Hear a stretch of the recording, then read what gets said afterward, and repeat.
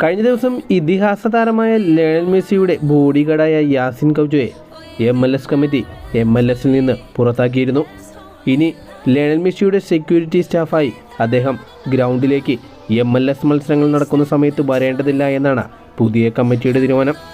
ഇപ്പോഴത്തെ അതിനെക്കുറിച്ച് യാസിൻ തന്നെ പറഞ്ഞിരിക്കുന്ന ചില വാക്കുകൾ ഇങ്ങനെയാണ്: എനിക്ക് MLS-ൻ്റെ ഈ തീരുമാനത്തെ മനസ്സിലാക്കാൻ സാധിക്കും, പക്ഷേ എനിക്ക് ലയണൽ മെസ്സിയെ സഹായിക്കേണ്ടതുണ്ട്.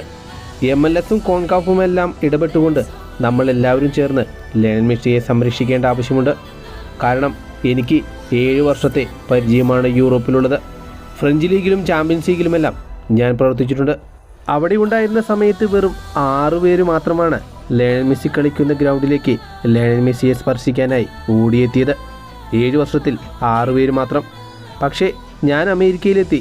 ഇവിടെ വെറും 20 മാസത്തിനിടെ 16 പേരാണ് ലയണൽ മെസ്സിയുടെ അരികിലേക്ക് ഓടിയെത്തിയത്. ഇവിടെ എന്തോ വലിയ പ്രശ്നമുണ്ട്, അല്ലെങ്കിൽ ഇവിടെ സെക്യൂരിറ്റിയുടെ കുറവുണ്ട്. ഞാനല്ല യഥാർത്ഥത്തിൽ ഇവിടെ പ്രശ്നം. എനിക്ക് ലയണൽ മെസ്സിയെ സഹായിച്ചേ സാധിക്കൂ. ദയവ് ചെയ്ത് നിങ്ങളതിന് എന്നെ അനുവദിക്കണം. മെസ്സിയെ സഹായിക്കാൻ എനിക്ക് സാധിക്കും. ദയവ് ചെയ്ത് നിങ്ങളതിനെനിക്ക് അവസരം നൽകണം.